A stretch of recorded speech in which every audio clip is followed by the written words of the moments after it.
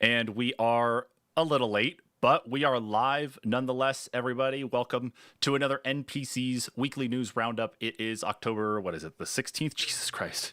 It has been a long time now. I Feels like. even put it at the top of the I know you news. did. I know. And I still had to look at my watch to actually double check because 2020 has been like a decade all on its own. But hey, for everybody who was asking about this, we went ahead and made a little tweak to make this a little bit more personable, at least, so that way it's not just me talking, at least see me talking. And then, of course, Kyle is just being the floating enigma hiding behind the scenes from Discord. So, welcome, Kyle.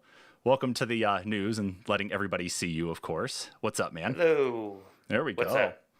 All right, man. We got some stuff to talk about here. I actually got to look at the whole list again of what's going on. So, a couple things, of course. We've got Microsoft surprisingly is going to be helping out GameStop in a way that maybe kind of seems a little bit off, but might not necessarily be the worst thing given how gaming's going right now. Sony did finally show off the PlayStation 5 UI. We've got information, of course, about a possible sequel to Dark Souls, but not in the way you think. And then, of course, smart devices are probably getting too smart for their own good. So, yeah, and this one actually probably is too good, especially for those of us who might like to hang out in the kitchen a little bit longer. This is going to make things worse. So I'm going to roll that intro and we're going to get things started.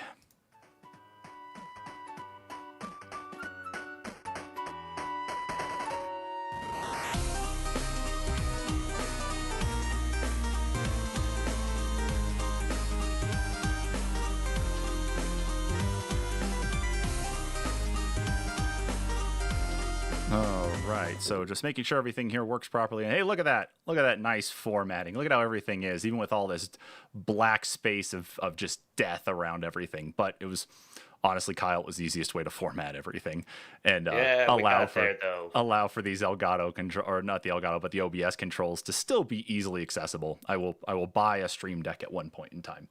Anyway, so our first story here comes to us from gamesindustry.biz. Microsoft will share digital revenue with GameStop on every Xbox it sells.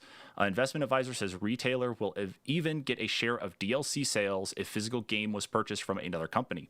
Details have emerged about a partnership between Microsoft and GameStop that will see the retailer receive a share of all digital revenues generated by a console sold in their stores. The agreement has been rumored, but investment advisor Domo Capital Management claimed via Twitter that it had received confirmation from GameStop. The chain will get a share of all downstream revenue from customers it brings into the Xbox ecosystem this generation. Essentially, if a customer has purchased their Xbox Series X or S from any GameStop branch, their retailer will get a share of each digital purchase the user makes, whether it's full game downloads or downloadable content. Domo even claims that this applies to when the DLC is purchased for a physical based game that was bought at another retailer, providing the DLC is being bought from the Xbox store. This also extends to to pre-owned Xbox Series S and X consoles, with GameStop reporting to Microsoft every unit that it sells. Excuse me.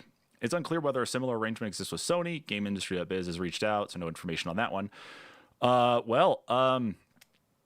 So I guess you're talking about some revenue sharing here that GameStop's going to be able to at least take advantage of with a lot of this, which I gotta say is pretty cool. It was talked about, I think, when the Series X, or not Series X, but the Xbox One dropped, was the concern about Microsoft's first thing at the front, talking about how you could share games with friends and family, but used games were going to be a thing of the past. It looks like this latched on really hard, and now what we're seeing is, at least a way for GameStop to still continue to exist, but how much of money they're actually going to make on this is left to be seen.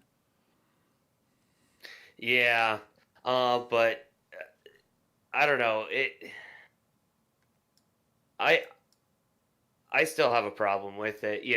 I got burned by GameStop, so I probably won't be getting my console from there. But cool Unfortunately, for them. You un- know, I guess it is a good way for them to recoup a bit, but it does come with that slew of back end, like they said, services that they'll be doing with GameStop. mhm. I just wonder if this is Microsoft extending too far again, like they did with their Microsoft stores. Those closed too, so. Yeah, I mean, there's that, but then the other thing I'm wondering though is that GameStop GameStop just doesn't know what it wants to do with itself. And so it's probably reaching out and trying to put out some sort of olive branch to make peace with these console with the console manufacturers, with the hardware manufacturers here, to be able to say something like, look, you're changing the industry here and you're effectively killing our business. So like throw us a bone here, like help us try to figure out exactly what we can do. And I'm sure there's probably some lofty goals or promises that GameStop has. Like, you know how chaotic their goals are for you guys when you were working in the store, on how many things you have to get, like the number of people for the Power Rewards, for pre-orders, for whatever. You know, it's probably going to be tied to that. So I would not actually be shocked if we see something more like that they're just going to be working more GameStop employees to the bone. Oh yeah. Yeah. So I don't know. It's curious though to actually see that they're doing something like this, and the fact that Sony hasn't said anything either. You know, if they do something, that's cool too, and GameStop can stay afloat. But the only reason GameStop needs to stay alive is because it's the only place I can get a large chunk of my Power Ranger figures, because they don't sell them anywhere else. So I'm forced to continue to shop at GameStop for the short term. What a shame. You just don't know where to shop yet. I don't. And most of that is actually Hasbro's fault. They don't distribute properly here. There's stuff still sitting on the shelves in Walmart for things that I don't want to buy, and things I want to buy are exorbitantly, like, just expensive on Amazon. I'm talking like something that costs maybe $30 is going for like 80 or 90. Nah, fucking assholes. Well, that's just whatever. Anyway, so let's move on here to our next story, and this one's going to be kind of just a jumping around here. I actually made some notes in our news link stuff here itself, but we're going to be talking here about this story from Kotaku where Stephen Totilo, I'm sure I pronounced his name wrong, actually sat down and talked with Phil Spencer on the Xbox Series X, Series S launch, talking about what's going on with the Bethesda acquisition, Halo Infinite, of course, and a couple other things. So I'll go ahead and bring the story up here. Well, where am I? There we go. Okay. Well, honestly, you know what? I'm just going to flip back to the camera because there's not really. I've made the couple notes here on things to point out.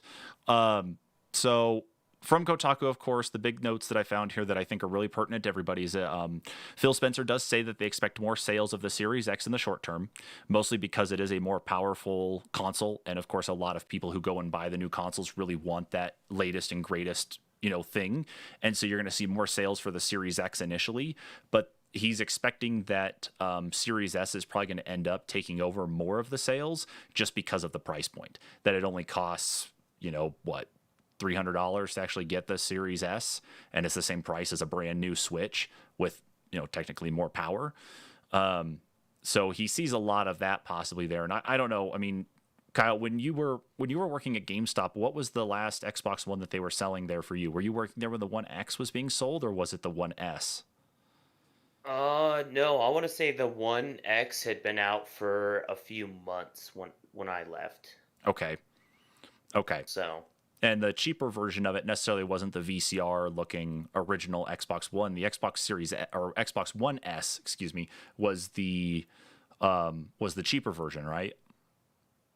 Well, the One S and the One X were like they were like the mid-generation upgrades. The S Right. was more of the mid-generation upgrade, and then your X was like it came a little bit later, but then it was also your higher tier. Your I guess your platinum tier or whatever. As far as like the consumer product of Xbox would go. So. Okay. Yeah, because I know the Series S or the God damn it, I can't. Microsoft in your naming. God, it's just like the reboot, remake, remaster episodes. Can't ever fucking get things straight. So I know the Xbox One S was marketed as a way to begin introducing 4K and Ultra Blu-ray, of course, to the home through the Xbox line itself, and then had some 4K upscaling, but not really a lot. And then the One X came out that actually did a lot of stuff in 4K, or at least it would try to do a lot of stuff in 4K. But the actual cost of the One S versus the One X probably brought some people in. But the other thing, though, he was talking about, even looking at the price point on the Series S, and this was in the article itself. Let me see if I can actually find the note he makes here. Let's see. It was about the Xbox 360 he was talking about here. Yeah. So I'll go back over here to the article itself.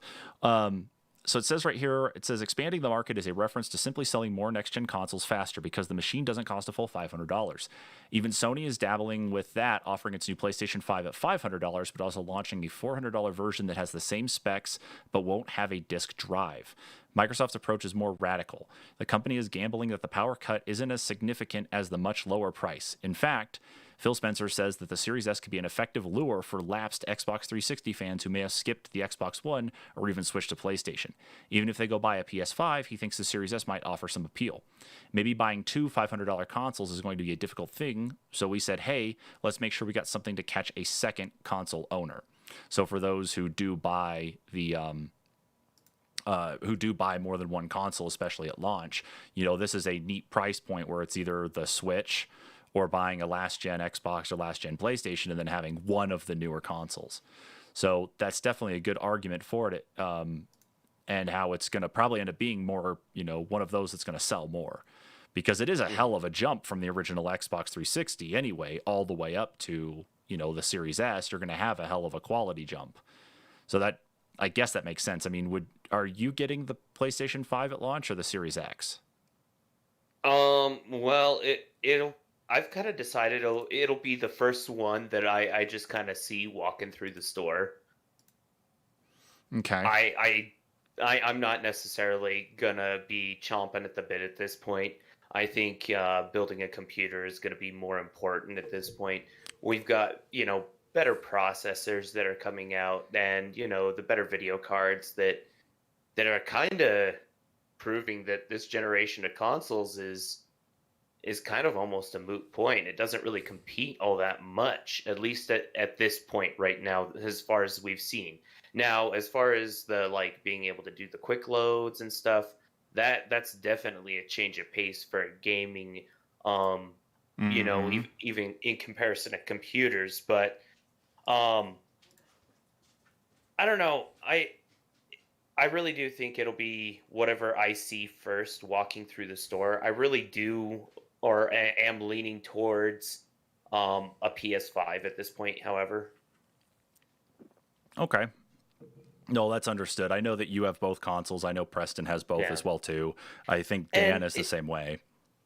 Really and truly, it's a matter of the fact that it has the exclusive launch titles at launch, or I guess that was redundancy, but it has the titles at launch that are exclusive. So that's the one that I would want to play. Xbox, they're really leaning hard into we're going to upscale everything, and you're going to be able to play all your old games, but where's a first party title at launch? That's true. What's the let's see, Xbox Series X launch titles. Yeah, because I think we looked at this at one point. And I just want to call out to PJ while you're looking it up. He did say Hastings and Laramie was a good place for collectibles. It was. They did actually close, I believe. Don't tease me like that, you guys. Don't do that. Yeah, congratulations on the Oculus, though. Yeah, as long as, of course, you got your Quest 2 did not brick itself with that recent update from Facebook as well. Very much. Yeah. All right, so it looks like for launch titles, we're going to have this story was actually written by Polygon only a couple days ago. So this is actually pretty recent. I'll flip over to it. So Polygon has said in their list, we're going to have Assassin's Creed Valhalla, Borderlands 3, Bright Memory 1.0, Cuisine Royale, Dead by Daylight, Devil May Cry 5 Special Edition, Dirt 5, Enlisted, Evergate, The Falconeer, Fortnite, Forza Horizon 4, Gears 5, Gears Tactics, Grounded, King Oddball, Maneater, Manifold Garden, NBA 2K21, Observer, System Redo, Ori and the Will of the Wisps, Planet Coaster, Sea of Thieves, Tetris Effect Connected, The Tourist, War Thunder, Warhammer, Chaos Bane Slayer Edition, Watch Dogs Legion, WRC 9 FIA World Rally Championship, Yakuza Like a Dragon, and Yes, Your Grace. So anything specifically exclusive. The only thing that's exclusive on here that has not already been on Xbox is Gears Tactics. Yeah. So Gears Tactics was originally a PC launch because for whatever And that's reason. the other thing. I'm seeing that a lot of the games that are going to be on Xbox are going to be PC titles anyway, and I'm just going to be able to play them and still get my achievements. So I don't know. It's one of those things. Since I missed out on quite a few of the launches already. Like, I could have waited all night. I had the chance out in front of GameStop. I stopped and asked how many guys were waiting that one night that they had, what was it, Xboxes available. Yeah. And I was just like, nah, they open at noon. I'm not going to wait around for these guys till noon the next day. And I had it in my cart multiple times online at different retailers. I literally had all my information in, literally just hitting the checkout or finish checking out button, and it wouldn't load, and missed out there. So yeah, we'll see what happens. Yep, exactly. And see, I unfortunately ran into the problem myself of trying to get one, and my wife helped be persistent enough to actually push through and get one through Microsoft. So I still love my wife very much. I just don't know why she pushes through like that for me, but thanks, Amy. Appreciate it. Yeah, I'm looking through like the list here. I'm not seeing anything that's actually specific, like as I jump through lists here, that says that it's going to be like Xbox exclusive, save for Gears 5, Gears Tactics, Forza 4, Sea of Thieves, and Ori and the Will of the Wisps. Everything else looks like it's cross-platform. But Gears Tactics, right, I think, out of all of those anyway, is going to be something brand new. Yeah, it's going to be something brand new at launch. So other than that, that's really it.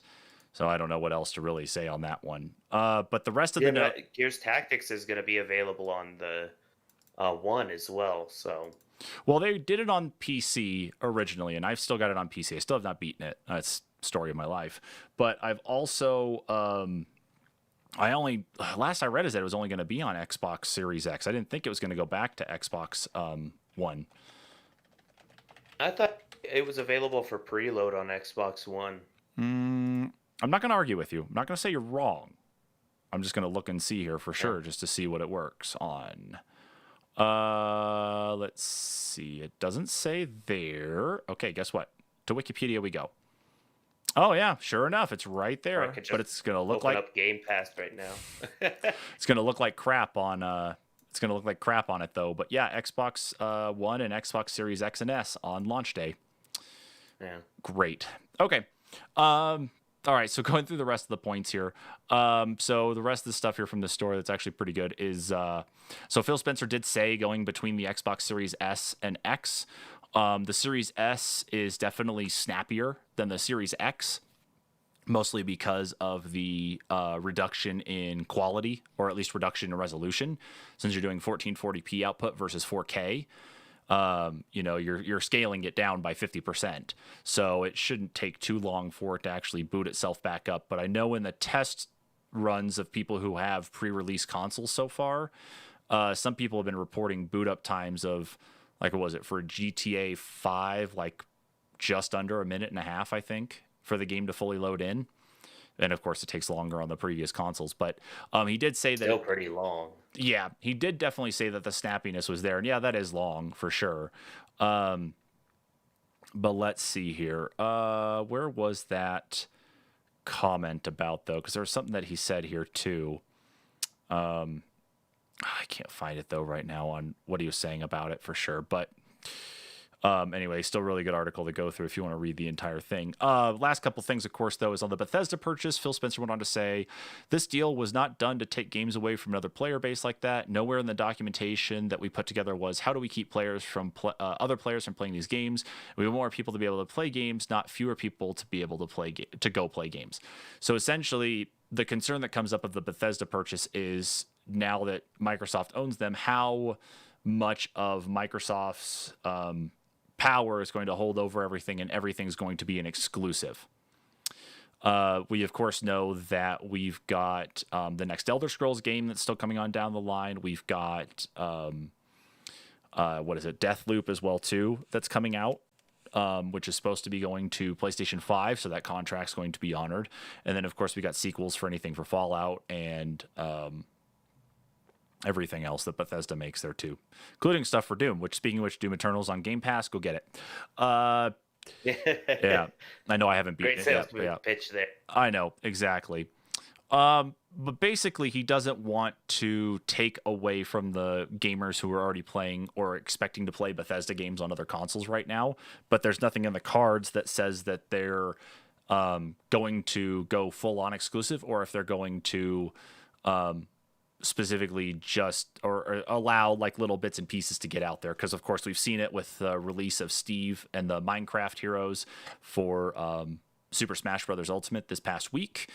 There's that. And then of course Banjo-Kazooie originally was a Nintendo game. Now of course Rare is owned by Microsoft, so kind of going back to there too. But yeah, it looks like it's just gonna be a lot of case by case basis to figure out exactly what's going to happen with games though too. Last big or two big notes. Jeez, I wrote down a lot of stuff here actually. So on crossplay with last gen Xbox One, because of course you just made the mention there too that Gears Tactics is going to drop on Xbox One and Xbox Series X and S at the same time. The one thing, of course, to note on here, what Phil Spencer had said was, I think we're going to take it on a case by case basis. When we talk about a couple of years, it's just when we look at the roadmap of games and the things that we're building, that's what we see. And so we're trying to be transparent with people about the roadmap of games that would be coming for last gen. So it's not like they're trying to necessarily hide and say, well, we might bring this to last gen. We might do this and that. They're trying to be as cut and dry as possible to say, yes, you will have a copy of this on last gen. Obviously, of course, it's not going to be 4K, but you're going to have a copy of it on last gen. And of course, for the better experience, you're going to have it on the current generation. So they're not trying to hide anything. I don't expect them to try to pull the rug out on anybody with any more games or anything else, but they are really trying to commit to transparency as much as they can. Then the last real big talking point on here was about Xbox One games supposedly being able to play Series X games via xCloud. He went on to say, when we think about Xbox One, absolutely, we think it could be a good way for us to bridge generations and be able to let people play these games. And so he went on to put it behind PC and iOS in terms of priorities. We don't think it's years off. It's just work to get done. We know how to do it. So going to leverage, of course, now that they've upgraded the hardware or going to be upgrading the hardware in the data centers for Project X Cloud to use, what was it? Were they going to do 1S or were they going to do Series S hardware in the servers? Do you remember that? I know we talked about it.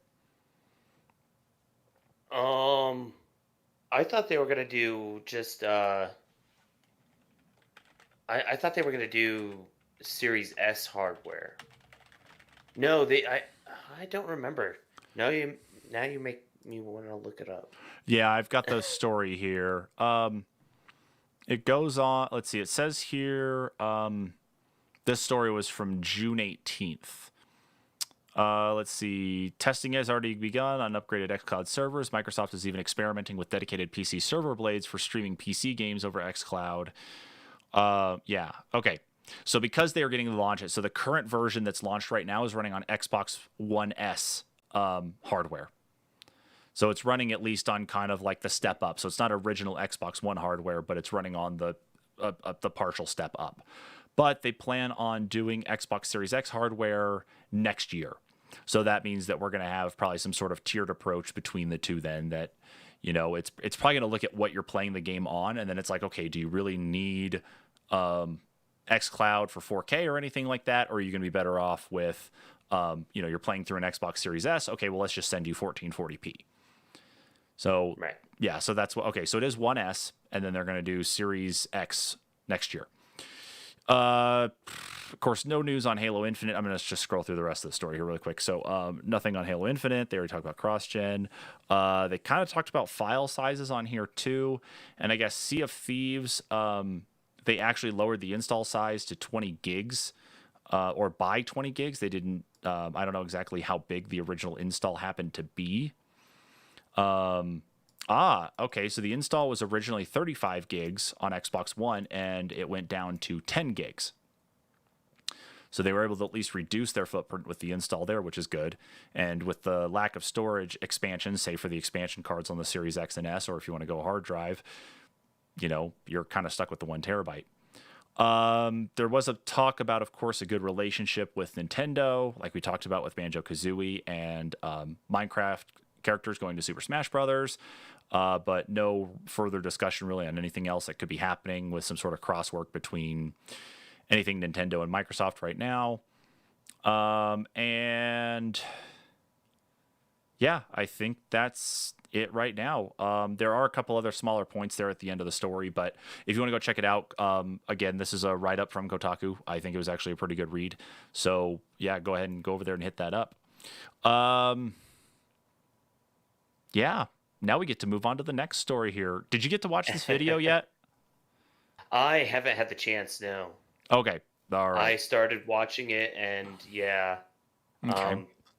I got busy too. So Dude, life gets in the way like really hard. I mean, it's just it happens, and it's sometimes a pain, but you just do what you can with it. So the next story here, of course, as you guys can actually see here on our screen right now, is the talking about Sony and the first look at the PlayStation 5's UI, which previously was leaked here based on our little thumbnail here between Kyle and I. This was originally leaked out when they were doing the announcement for the PlayStation 5. We think that this probably wasn't supposed to be seen yet. I mean, I know it's not a lot, but a lot of people think it wasn't supposed to be seen yet, that the PlayStation 5 behind the scenes just didn't change over to what it was supposed to.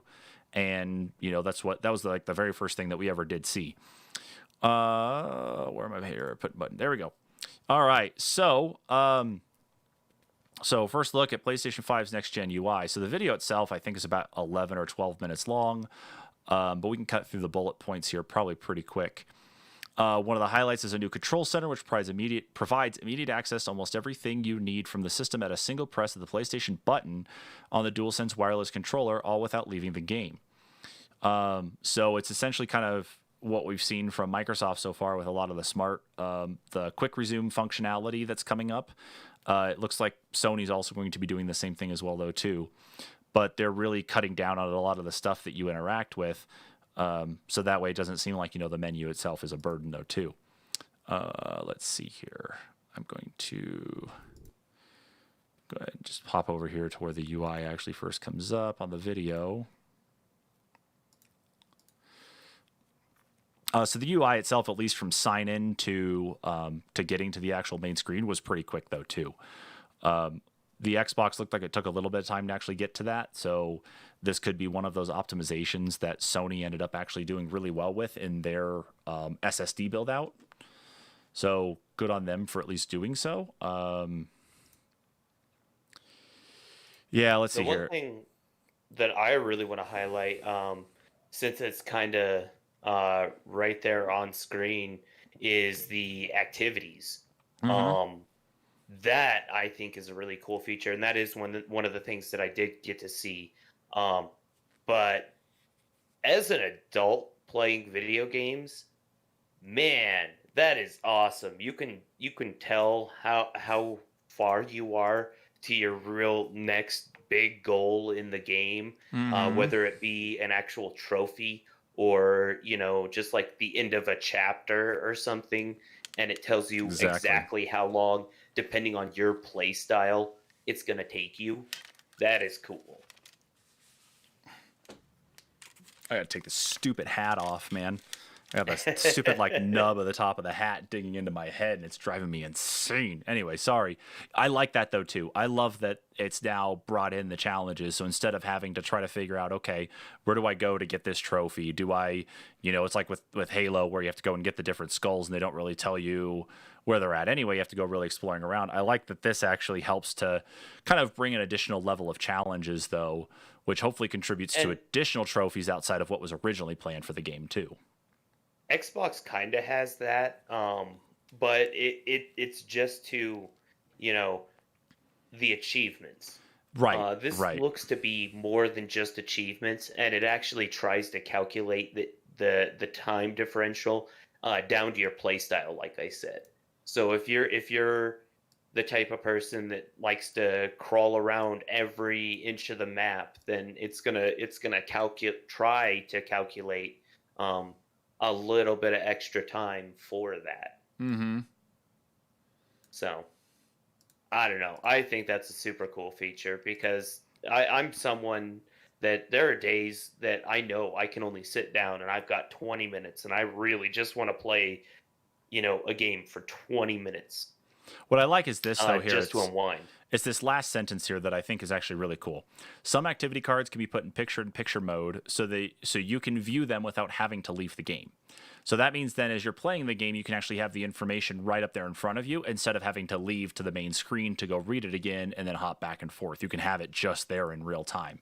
Or, instead of having your phone put out next to you to say, go here, go here. That's actually really cool. Well, and that's almost like listening to a book or reading a Kindle book. It has That's true. a literal timer that says, you have 23 minutes remaining, or in this chapter, you can set it to say, oh, you have this many hours left in the book, or this many hours left to the halfway point, you Mm-hmm. know. And then with like Audible, it's a countdown timer that I'm pretty sure you can change what it is. So I mean, that's super cool. It's just taking it and putting a visible timer that if you are on a time constraint, you can see. Mm-hmm. I think that is a big thing. I think especially for those of us who play games, like where it requires a little bit more of an actual time commitment, like we've talked about it a few episodes, like with Final Fantasy and is that, you've kind of got to really have that block of time set aside. You've got to have the information really kind of there and you got to have yourself ready to do it. But sometimes you get yourself split off from where you're supposed to be going. This is a good way to help you keep track. And even here in the video, it actually does look, you know, um, looks like with the way that actually comes up helps out very well. It doesn't look like it takes up a lot of space. Hopefully you can shrink it down a little bit more, especially with those of us who have bigger TVs, that we don't need to Hmm. take up half the screen with that activity card. But it does look, it looks like that's going to be a very helpful thing. But I guess it's going to be, of course, up to the developer to put that in. That's probably going to be more of a dev thing than it is an actual Sony thing. Hmm. But that is cool. And then the only thing I do notice though is here is like actually looking at the picture of it. Yeah, they're previews. It looks like there are little PlayStation Plus icons here though too. So I wonder if there are some objectives that are going to be tied to PlayStation Plus, and maybe not so much, just your regular users who just log in and play, like those who don't have PlayStation Plus subscription. Well, and I also kind of wonder if that might be kind of like how Game Pass has their oh, I always harp on people to try and do it to just get points to get free stuff, but Mm-hmm. they've got their activities as well. But they don't call it the activities; they call it the quests on Xbox.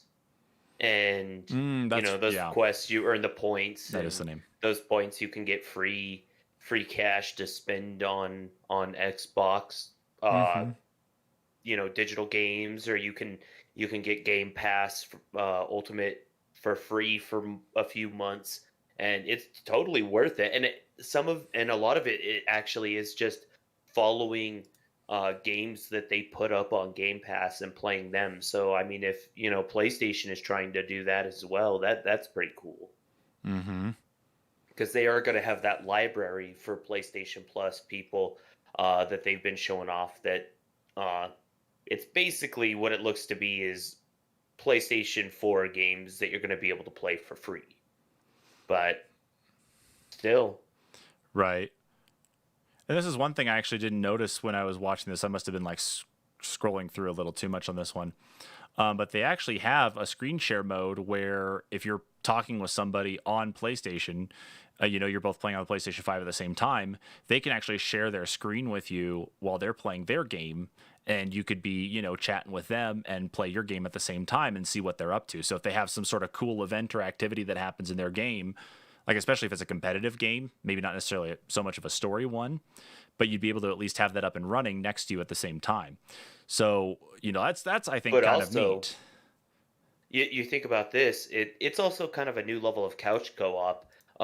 In a world right now where, look at us, where you're on one side of the screen and I'm on the other side of the screen.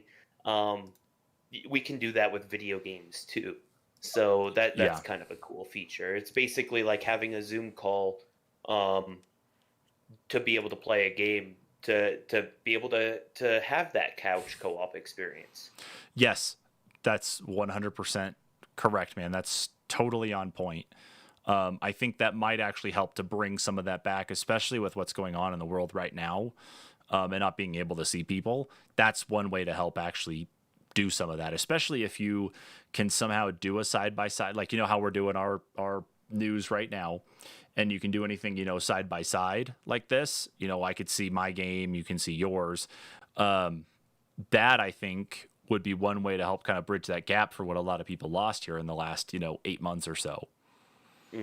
So that's going to be a big thing. What I'd like to see though in the pop up part, especially, or the picture in picture that they were showing, is instead of just doing screen share, I would actually like to see it for movies and shows, and even like Twitch as an example.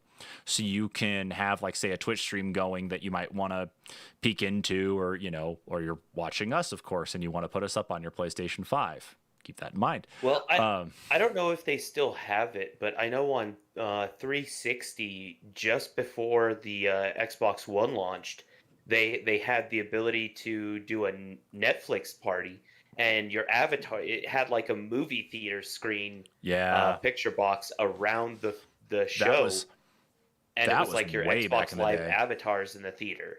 Yeah, and Yeah. that was way back in the day, dude. That was way long ago, because that actually got killed out way before the Xbox One even was talked about. That, let's see, Yeah. Xbox One came out in 2013, and the Xbox. Oh, okay, now I gotta look. Dang it, Netflix But party you Xbox. think about features like that, I some people thought it was a joke, and in a way, I guess it could be construed as such. It could be seen as basically Mystery Science Theater 3000, but to the same effect, it does get people connected, and you know gives people a way to actually talk about something that's going on right now. And yeah, I guess really comes down to that connection. Exactly. So it looks like it got wiped out on December 6th, 2011. Yeah. So 2 years before the Xbox One launched. But that So was a fun thing to do. I it only was. tried it a couple times, but Hmm. still just the same. No, I tried it actually quite a bit. There were a few people that I just, that we'd be able to sit back and do it, because you didn't have to have a Netflix account to actually sit there and watch a movie with somebody. They would just have to start it. Hmm. You would just have to log in. They could just invite you in. I think what happened is that Right. Netflix was really trending up and becoming more and more popular. So Netflix realized that they were probably losing money and told Microsoft, "Yeah, we're going to ask you to get rid of this." So I'm sure there's probably more of a business thing than it was just we need to cut features to cut features. But that's a very good comparison, at least though, to use, is the Netflix party viewing. But I think that's actually really cool. Because I'm getting a Series X, it'd be neat to see if Microsoft does something there too. But just like everything else I got this monitor here, I got a monitor over here, I got the TV there, I've got my phone right here. I've got enough screens Mhm. that I can easily set up something different. But the all-in-one system really lends to being able to keep everything nice, neat, and orderly. So that is actually really cool, especially if you're playing a game like Warzone, something competitive. If you can see each other's screens, I think that would really help. Right. Yeah. Well, let's move on here to our next story on the list. And Kyle, you can talk to us about this one, because I don't know how many people this is really going to upset.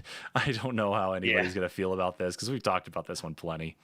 This was one of my comedy ones, just because I don't think there was really anyone that cared for this entry, but Exactly. uh, So from GameSpot, sorry, Halo 5 is not being added to the Master Chief Collection. Wah wah. So Kyle, what's going on here with this then? What did they decide on with this one? Halo: The Master Chief Collection is the most complete Halo package ever released, but it doesn't have every one of Master Chief's journeys included in it. Halo 5 is the only mainline game missing from the collection, and it's going to stay that way. Developer 343 Industries reaffirmed in a blog post that Halo 5 is not currently planned to be added to the Master Chief Collection. The wording suggests that this is not set in stone declaration, but for now, it seems unlikely that Halo 5 will join the Master Chief Collection. As it stands, Halo 4 will be the final game added to the collection on PC.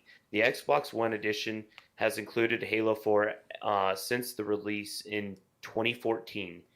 Halo 4 is the last title we currently have planned for the collection. Sorry to crush your Halo 5 in MCC dreams. So let's finish strong, said 343. This is no surprise, as 343 has been saying for a long time now that it has no plans on adding or no plans to add Halo 5 to MCC. Halo 4 will be added to MCC on PC in October, starting with the beta test that is scheduled to begin very soon. In a blog post, 343 said the start date for Halo 4 test is rapidly approaching. The beta test will be somewhat different. It seems, as 343 said, it will invite every single eligible registered member of the Halo Insider program to the beta test, which might introduce crossplay, will be available both PC and console. You can sign up for free Halo Insider program. The next mainline Halo game is Halo Infinite, which was recently delayed to 2021. While you'll have to wait a little longer to play the game, you can start by buying Halo branded sweet snacks to get in-game items. Can also buy costumes as well, though, too. So hold on, what are these? Yeah. What are these snacks here? Let's see. Eat Oreos, get Halo Infinite DLC. Okay. Sure. I mean, I see a purple Master Chief here. Or yeah, purple. well, that's it. This also has to do with the fact that they actually had these deals in the works long before they had made the announcement that Halo was going to be delayed. So it's kind of like, well, we're going to put out the packaging, and you know, you can collect the codes, redeem them, and there you go. Yeah, so you're gonna have all these things that you're gonna have to go pump into your system and get yourself ready for Halo Infinite when it finally does launch, of course. But okay, so I think Halo 5 not being a part of the Master Chief Collection is fine. I don't think I don't think anybody's going to be hurt by that, because you and I have talked about this plenty, that Halo 5 was just was weird. It was bad. Yeah, yeah. I played it just to play it because I hadn't beaten it yet. So I just pushed through it to do it, and I ended up just what? If it wasn't Halo, it would have been fine. True. Yeah, absolutely. If it wasn't Halo, if it was some other property, sure, because whatever happened to Cortana, they just threw that out. Yeah. I wonder they should have just reskinned everything and rebranded it and called it something else, and it would have been fine. Mm-hmm. I wonder if what we're going to see is probably a upscaling of Halo 5 or some sort of the improvement system that they're putting into the Series X and S that will step it up in quality. You know, it won't fix the story, but at least make things look prettier. You know, whatever comes of that. Halo 5 was already shiny enough. Could you imagine it with like ray tracing or emulated ray tracing? So essentially, they need to have a warning there at the beginning of the game itself that says turning on ray tracing may actually cause blindness. Right. You are better off playing this game with sunglasses. Then you get some Master Chief branded sunglasses that looks like his visor, so they can charge you all that extra money. They would do something like that. That sounds right. God damn it. Yeah. I think it's okay that it's not going to be in there. I don't think anybody's going to miss it. Now that we got Halo 3, Halo 3 ODST, Halo 2, Halo, I think there's a lot in there that people are okay with right now, especially being able to play on PC. So I think those are all really good. But we're going to move on to another story because that's the news and that's what we do. We're talking about the PlayStation 5 again, but this one, I was reading so much about this in different stories. This is going to be a very interesting thing to see exactly what's going to happen here, especially at the party system. And then there's some other stuff, especially at the party, though, too. I think this story did cover it if I read it right. But Kyle, let's talk about this. Go ahead and read us off on this one here from Push Square. PS4 owners aren't happy with the new party system. So what's going on here? One of the biggest changes PlayStation 4 firmware update 8.0 made earlier today was a complete overhaul of the party system. It has interlinked the messaging system with party functionality to on the surface, making send off numerous party invites at once a complete breeze. However, that's not how the PS4 community has taken to it. Reddit, PS4, and other Sony focused communities are pleading with the Japanese giant to revert back to the original system, as the updated party mechanic is now presenting so many more problems than it needed to. What this update essentially has done, as far as we understand it, is introduce so many more steps to forming a party than there needs to be. Before update 8.0, you could simply start a party by opening up your friends list and popping off invites to your buddies. Now you can only invite users via pre-formed message groups. Now this change is fine if you have a dedicated group of people you play with that line up, and that lineup never changes. However, the moment you veer off the path, problems start to arise. Let's say one of your friends has a buddy who wants to join the party for some Call of Duty Warzone matches. You would have to create yet another messaging group purely to send them an invite, when before you could simply list the party as a public and they'd be able to join by themselves. Imagine having to repeat the process over and over again every time a new player wants to join your squad. Sony has created a hassle where there wasn't one. Worse still is the private parties don't even seem to be a thing anymore. Because of this, PS4 subreddit has been on fire for the past couple of hours, asking Sony to revert the system back to what it once was. It's even tougher to test the feature properly now anyway, because friends lists aren't loading in. Reddit user Cool Sage said it's like to regress from having ease of access, multiple settings, and being fast to sluggish, unappealing, and more complicated. Plus, my whole system is acting up, so there's definitely some bugs. If Zur Life adds, seriously, Sony, what are you thinking? Who tested this and thought it was okay? I play a few games online with a large number of players, but not always with the same people.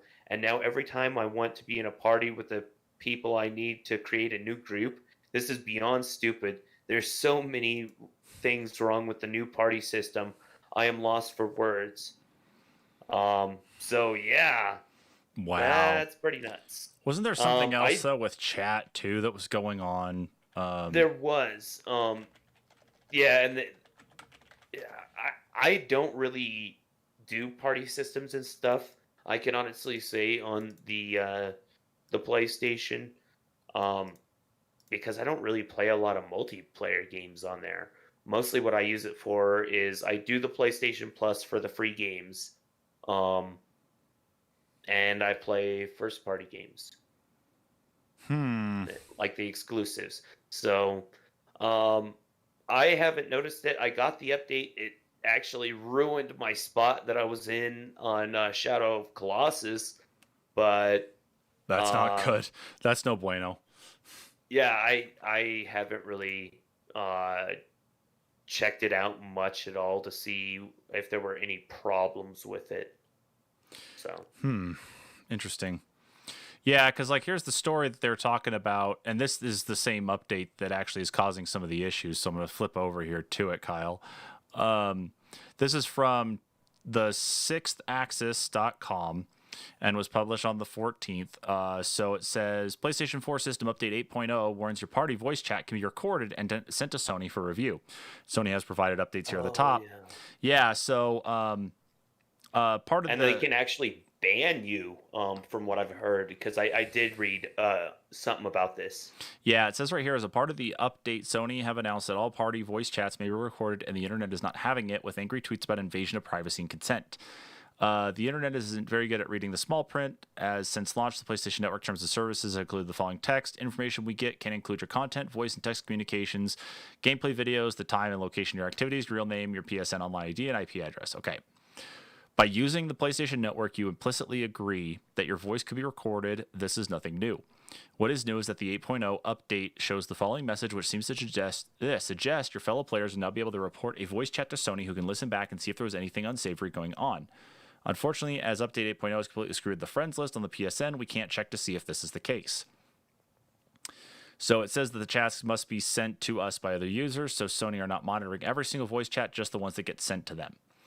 So basically, at least in the update, they put more of the emphasis on that section of the terms and conditions, but that's scary.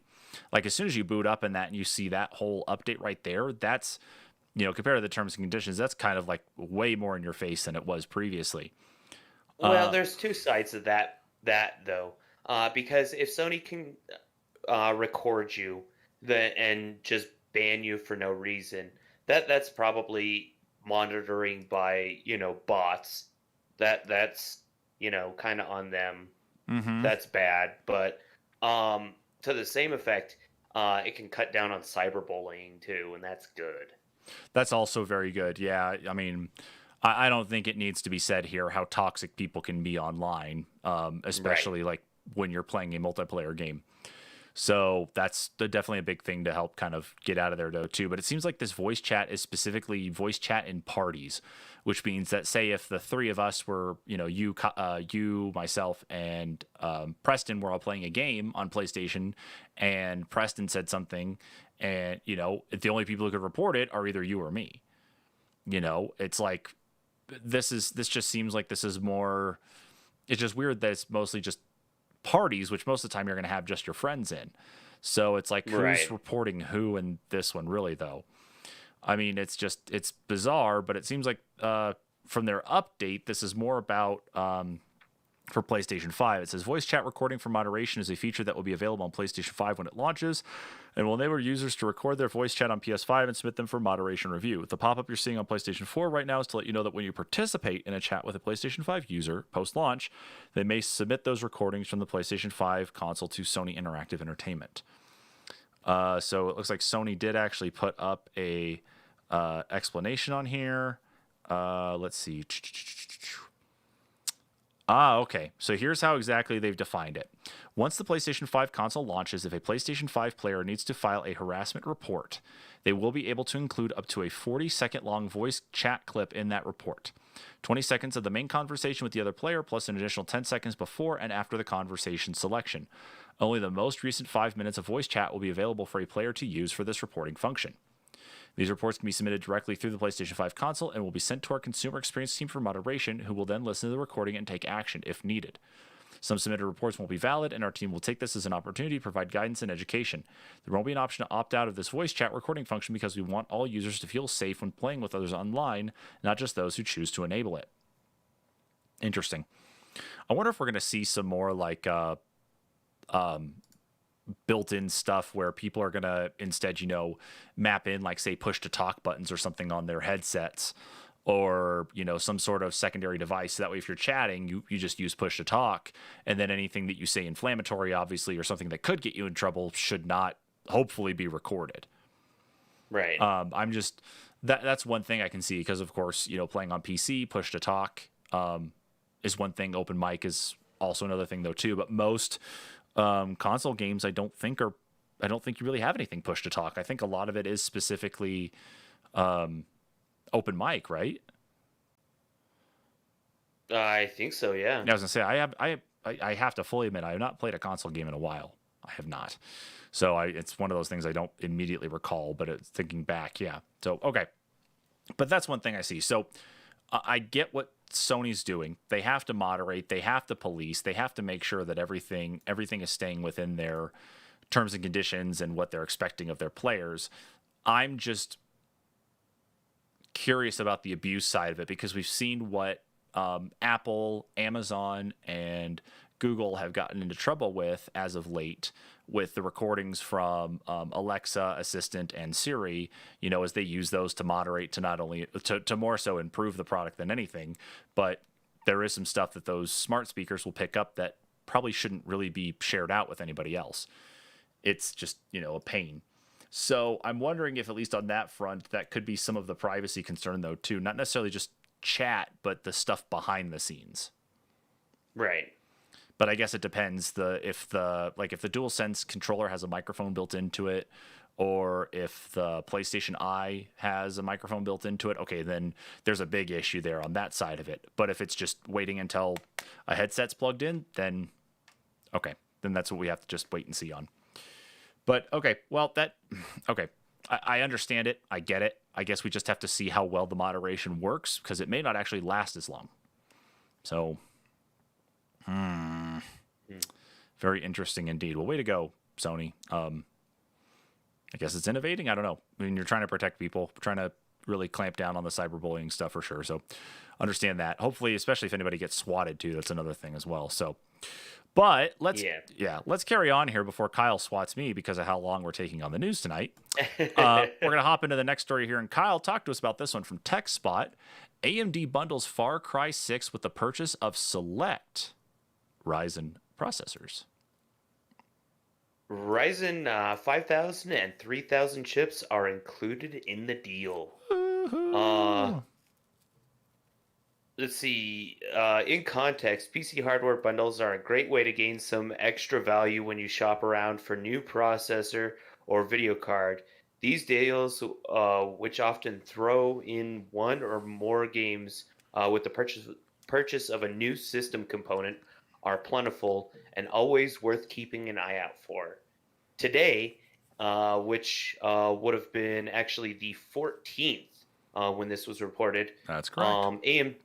AMD has quietly revealed its latest bundle of this nature, starting on October 20th, when you purchase an AMD Ryzen 9 5950X, a Ryzen 9 5900X, or a Ryzen 7 5800X, you'll get a free copy of Ubisoft's upcoming open world epic Far Cry 6. Nice. It will be a digital copy of the game, and it will likely unlock on Uplay.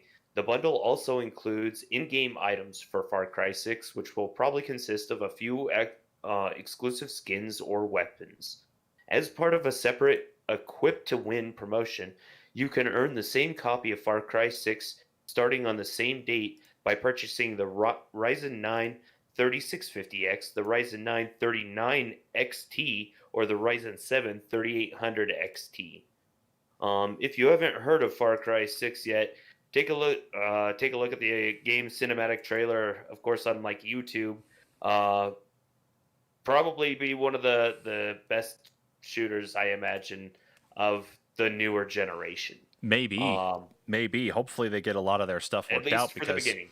Well, we've talked about it before, is that Far Cry's at least feel a lot, they're very copy paste. They've got their formula down and they like to try to keep with it. But this is not. One thing the article did call out is it does have Gustavo Fring from Breaking Bad in it, and we've covered that before as well. So that's pretty cool, though, at least that, AMD is continuing on with this. So AMD, I think, even compared to NVIDIA, has actually been the largest proponent of bundled-in deals where you buy a processor or a graphics card or a computer that has that processor or that graphics card in it. You can get yourself a free game, which with that, I've gotten Borderlands 3. I got Resident Evil 3. I know there's a couple others there that I've gotten for free as a part of it, though, too. And then one of the big things, of course, is because AMD is the manufacturer of the processors that are inside the Xbox One and Xbox Series S and X, is you usually get a couple-month deal with Xbox Game Pass as well. So you could get 3 free months with it. And one thing that a lot of people don't know, Kyle, I don't know if you know this one either, but the free months actually stack. So if you by some chance happen to know somebody who gets one of those Game Pass deals or something, like one of the Game Pass codes in their, their purchase or something, and they don't want to use it, if you get that from them, you can stack it on with yours. And if you're a person who already... Which it used to not be that way. That's true. So. But yeah, if you pay for Game Pass right now, this happened with me. So when I bought my 2700X processor, I got I think 3 months of PC Game Pass, and then when I bought my 5700 XT, I was already paying for Game Pass, but then I went and added in the code, for getting that, and so I got 3 free months. And then I got an email that says, "Hey, guess what? Your free months are about up here again." So being able to get that at least offers a little bit of a reprieve to save yourself, 3 months, $45 on Game Pass Ultimate.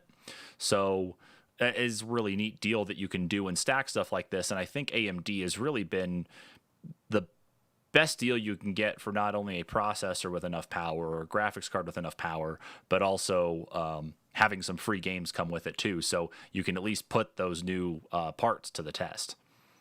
But this is cool, though. I'm already planning on trying to upgrade here probably to one of the 3000 series Ryzens, but be able to at least get Far Cry 6 will be kind of cool, though, too. So, yeah. Is that how you're going to get it? You're going to build your computer and get this? Or you're going to go buy it for console?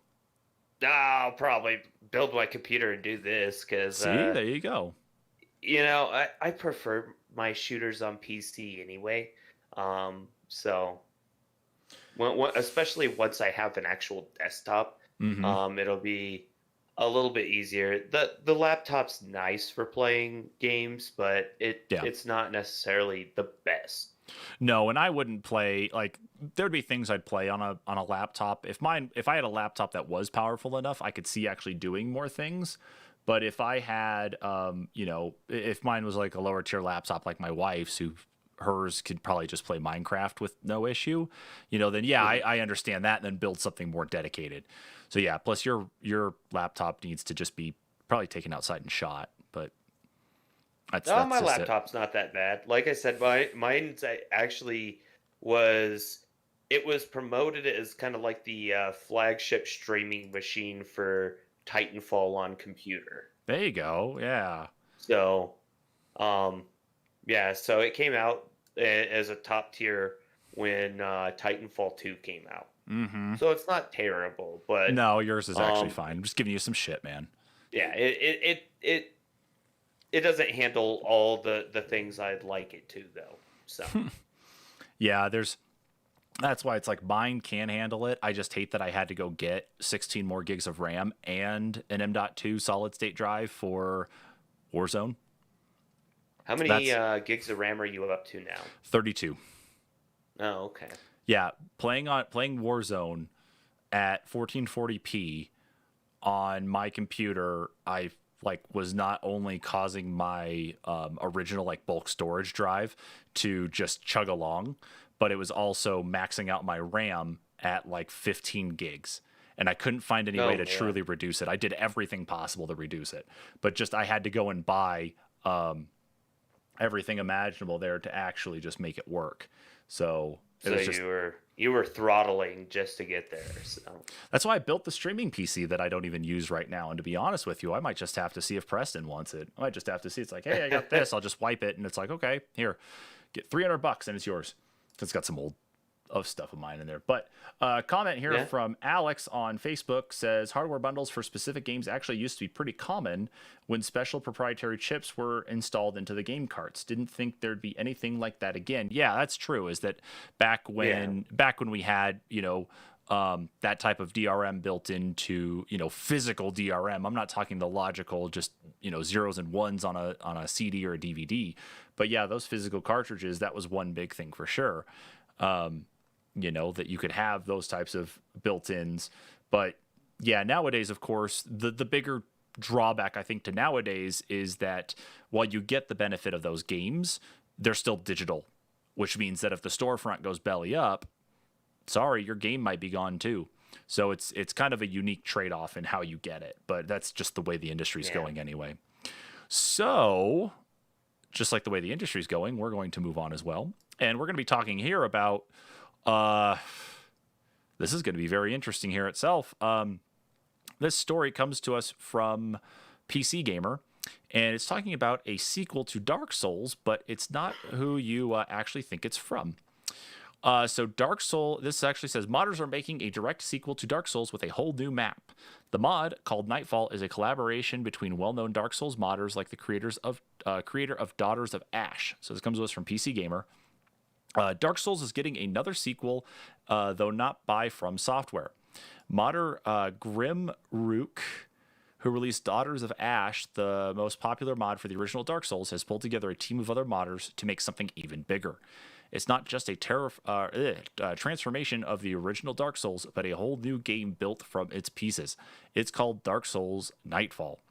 Based on the description on Grimrook's site, Nightfall sounds like a fascinating project. It's a direct sequel, and that's in quotes, to Dark Souls with expanded lore, double quotes, but Grimrook said it's not meant to clash with the original story, and it has a whole new world map. But unlike a lot of ambitious mod projects, say Fallout Miami, it's not actually using new graphical assets. I'm using a mixture of physically rearranging the areas of Lordran and building new areas out of existing map pieces and collisions.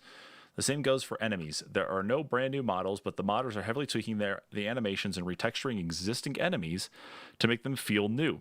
Combat, on the other hand, will be heavily modified and much faster than vanilla Dark Souls. And there's even an example here of the combat from his Twitter, which is just much faster. Which I gotta say, that is terrifying. Like I can't beat a Dark Souls game, but that itself is just making me realize that I will be destroyed as soon as I boot that game up. I'm already going to be dead. That's what's going to happen. But it's the characters themselves don't seem to actually be burdened by their armor here in this one, where it's the heavier armor or the heavier weapon you're using, the slower you're going. This is just hella fast, which may not necessarily be too bad of a thing to bring me back in, but I don't know. Let's see. I don't know. The speed helped me a lot with the Bloodborne, so this might be worth checking out. But yeah, and because it's modded, though, it's I've got to imagine that it's obviously a PC release here. But whatever comes of it being a PC release, like what is it? Let's see. Dark Souls PC. Let's see. It's on remastered is on Steam for $40, and it looks like you're going to need. My guess is you're probably going to need at least that to have the main textures there and ready, and character models and everything else to actually support the mod. But that might be another thing for you, Kyle. You just have to watch out on a Steam sale to buy Dark Souls again. And load up the mod, yeah, and then record all your footage. Might have to actually beat my Xbox version first. I still have Dan's copy of it. I need to reach out to him and see when he would like that back, of course, though, too. Right. But yeah, so Dark Souls modded at least is coming out, or at least a Dark Souls sequel is coming out modded. Looks really cool. Looks really fast. Not a lot to actually show about it. If you go and look up that article and go to that modder's Twitter, he's actually got a whole bunch of videos on there talking like showing off like the different animations, different movements, different setups in that too. So because he's been modding Dark Souls for a long time, or since they've been modding Dark Souls for a long time, they've got quite a lot of stuff to show off about their experience with it. So I think that this mod's going to be pretty good, and hopefully maybe From Software won't go and do any sort of takedown notices or anything. Maybe this could be something integrated into a future release. Yeah. Speaking of the future, we have our last story tonight, everybody, and then we're going to wrap things up. This one, of course, being the future and everything being smart and everything running on Android, deals with Project xCloud and a fridge. So, Kyle, wrap us up this evening here talking about this one from The Verge and Doom running on a Samsung fridge thanks to xCloud. Yeah, you can get xCloud on a fridge before it's even on an iPad. I'm fairly sure cars were supposed to be flying by now, but instead we've managed something else that would have felt like science fiction a decade ago. playing Xbox games on your fridge. That's right, someone has managed to get Microsoft's xCloud service running on a Samsung smart fridge. Instagram user Richard Mallard has managed this feat of Enough's engineering, enough. sideloading the Android version of the Xbox Game Pass app onto his fridge. The app runs in portrait mode on Samsung's smart fridge, but games appear at the correct aspect ratio alongside uh, cheese, beers, and whatever other essentials you have your store or stored in your fridge. Uh, keeping with tradition of running Doom games on unusual hardware, Mallard picked Doom Eternal as modern installment in the series. We've even seen Doom running inside Minecraft recently, and of course, a couple weeks ago, I showed Doom running on a pregnancy test. Doom Eternal is also the first game to arrive on Xbox Game Pass following Microsoft's acquisition of ZeniMax.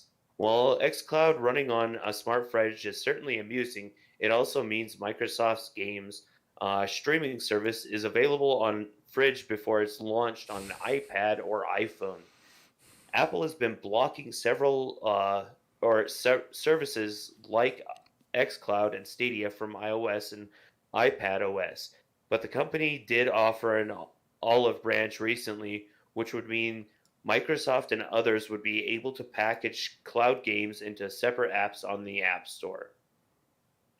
Um, it's a ridiculous restriction that doesn't exist on Android, allowing xCloud to run across a variety of handsets, tablets, and now smart fridges. Microsoft wasn't impressed with Apple's recent cloud gaming policy changes, and the company is now pressing ahead with web version to bypass Apple's restrictions. During the recent all hands meeting at Microsoft, Xbox chief Phil Spencer revealed a direct browser based solution for xCloud will be available in early 2021. He didn't mention the smart fridges, but the video shows they're not a problem. I just love that so much. Like, I really just appreciate the fact that it's running on a freaking fridge.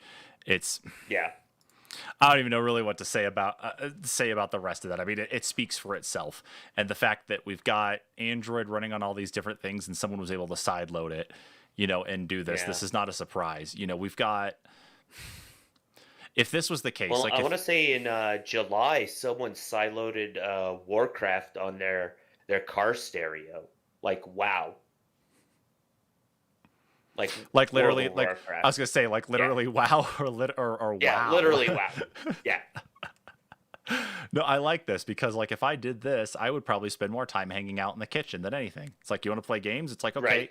let me grab a beer out of the fridge. Let me pause my game really quick, walk up, go grab a beer, and then close the door and go back into your game. But that's only hoping that it pauses it while you're opening the fridge and the screen doesn't, turn off or anything like that. But that's just, Right. I just like that. That just blows my freaking mind that someone could do something like that. Like, there's one thing that I find funny, of course, because it's Doom.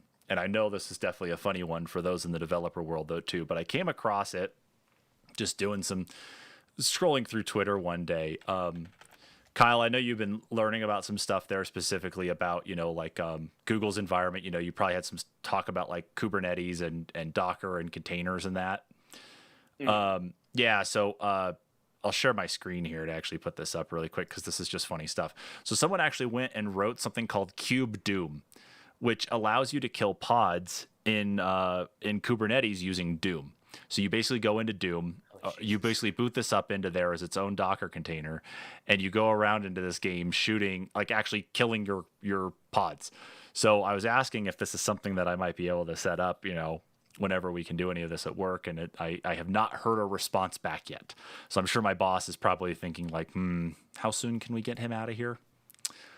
But I just, we got Doom running on everything, and Doom can not only, run on the oldest of older computers, but all the way up through a fridge and even a pregnancy test, which, like, what would happen like with that pregnancy test if you already had Doom loaded but could still have the pregnancy test feature?